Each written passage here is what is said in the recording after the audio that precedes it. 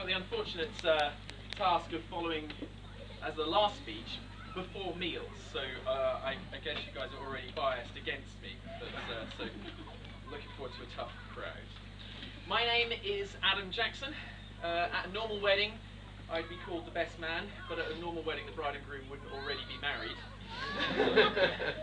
One would think that on this special day, Ben would be the best man. But no, I am the best man.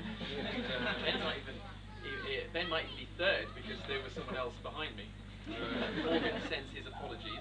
Oh. He couldn't be here. I think he was washing his hair. Yeah, that's likely. It looks like Ben's complex numerical scoring system failed this time, so you've got me.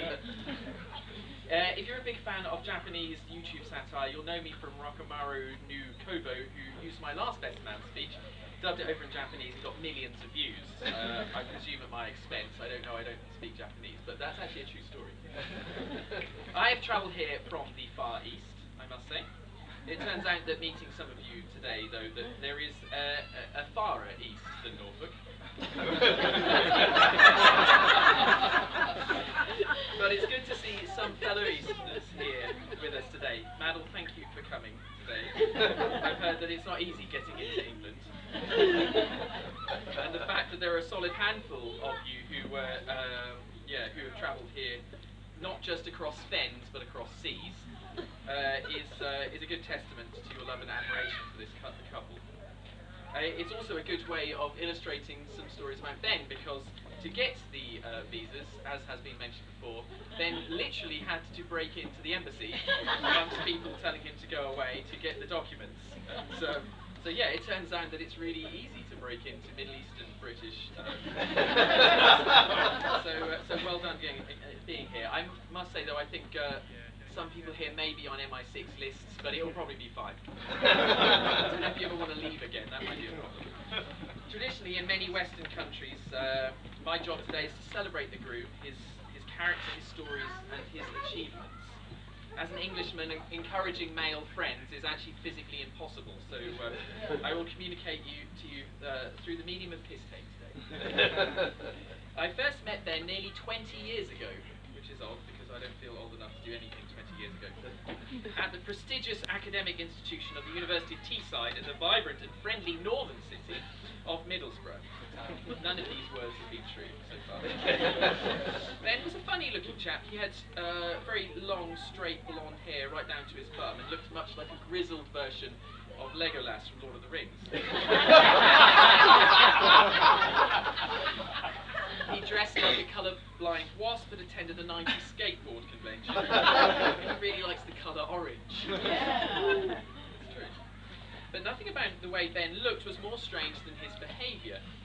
His nonconformist attitude, his libertarian Marxist politics, long before it was cool, and his compulsion to climb everything. His favourite music genres were strangely contrasting ragtime and punk.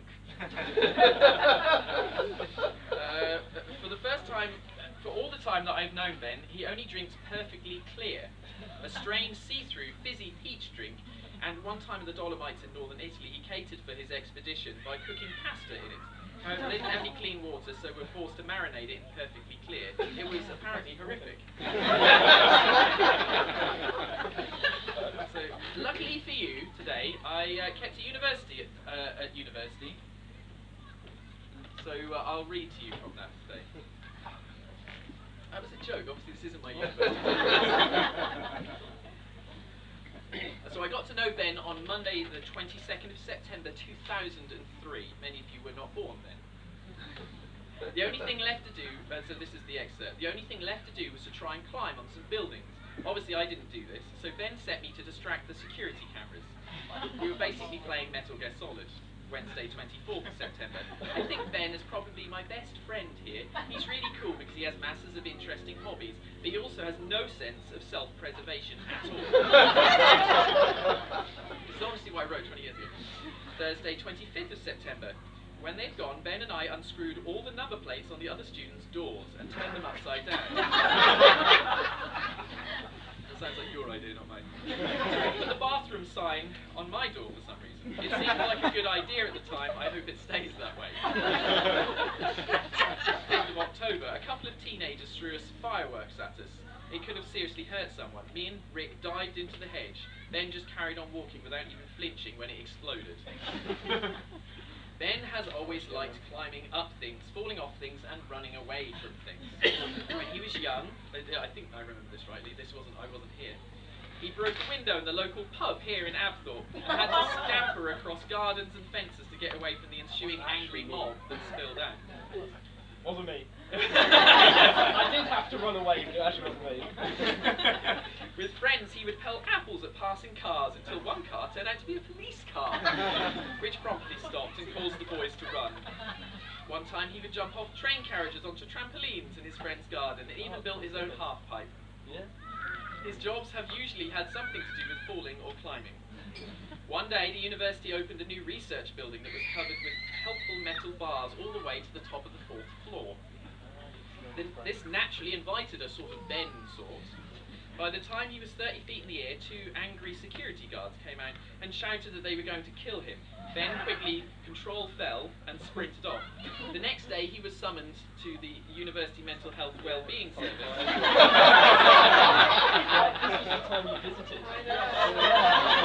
Apparently, when the guards said they wanted to kill him, what they actually meant was they wanted to help him emotionally. Ben, of course, was fine. Friday the 31st of October, Ben had to go to the psychiatrist today. She kept asking him, "What is the relationship with your parents, Ben? And are you sure there's not something you're hiding from us?" Ben said, "Why do they keep sending me to the psychiatrist? I just want to climb on their buildings." To make a climbing frame, you've got to pay the price. Ben and I were the only people in our halls not to smoke weed, so there wasn't really anything to do at university. Ben and I soon found that there was a rubbish collection nearby, whereby you could salvage materials being thrown out before the big collection. We found all sorts of wood and would sneak them up past the security cameras, up the drain pipes into our rooms, much to the dismay of our landlords. I don't think many people know this, but one night we were actually attacked down an alley by some locals, and someone was actually stabbed, and we all ended up in hospital. That's a story I don't think we've told many people. Actually, I told loads of people.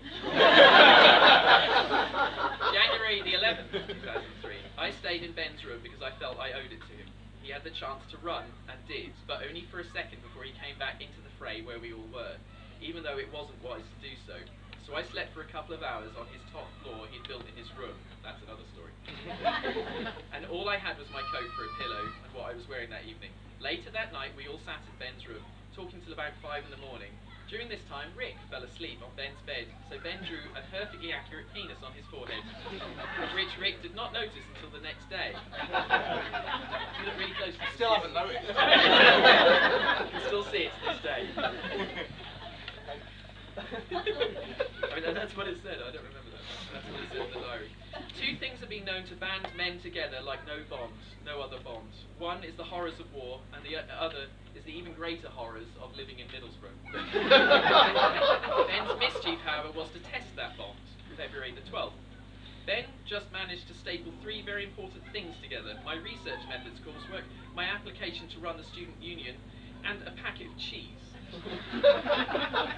Ben used to come into my bedroom at university very late at night to talk about religion or politics, usually just before an exam, a long drive, or on one occasion insisted unrelentingly that we simply must play I Spy for many hours, and that was the night before my wedding day. Yes, in the treehouse. Yes.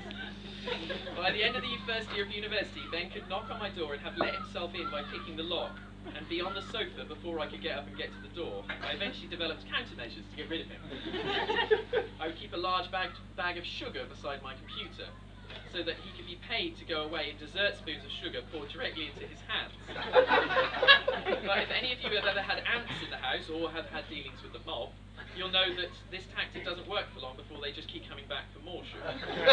My next tactic was to play Avril Lavigne, Britney Spears, or Christian worship music as a way of driving him away. I eventually resorted to laying sheepskin rugs in my room because I knew that he wouldn't be able to touch the floor. However, Ben is quite good at climbing walls. One time during preparations for a military parade, a large group of policemen stood outside our house in Middlesbrough. Some of you will know this from the television. Yeah, Rob. Rob, who was here today. Rob. set up a camera, and Ben, Rick, and our friend Acid Matt, in dirty hoodies in plain sight of the police, shimmied up the guttering and took a large TV-shaped box out of the window and scampered off. I put it on my YouTube channel, and it stayed there unknown for a couple of years before it got noticed by the local Gazette, who rang me to ask questions. I said I was away, but would answer them when I got back. When I arrived, our prank was in the local newspapers and the national newspapers. It was on the Terry Wogan show on Radio 2, and it was on all the national TV channels. Our Ben here can say that he's been on the page 3 of The Sun without even needing to show his boobs. That video was eventually shown in 16 different countries, possibly even the Philippines. That would be majestic. What a lovely poetic. We knew each other before. Yeah. The guy from the TV. The video was shown in 16 different countries, including the 6 o'clock news in Tasmania and New Zealand. Ben and I both dropped out of university. I did so because I sucked at research methods and my coursework had been stapled to a bag of cheese. And I think Ben did so to be with me. Ben, Rick, Rob and myself were inspired by tales of Ben's childhood of grand tree houses. So in the summer of 2005, we set out to continue our salvage adventures, and we set to build a treehouse from recycled materials. Much to the dismay of my mother, it got bigger and bigger. My job was to be political representative and nail remover, and make sure that Ben's vision was not hampered by parents, local government or the neighbours. It was indeed hampered by all of these. Our treehouse that had a spiral staircase, lead-lined windows, a balcony and 2 floors was told by the council that it could no longer exist. In the meantime, we got a bit famous, being on television and the papers again, and had huge support for our magical treehouse. Though the council won, we still have a treehouse festival every year, and every year I pester Ben to come back and visit. Tickets available in the link below.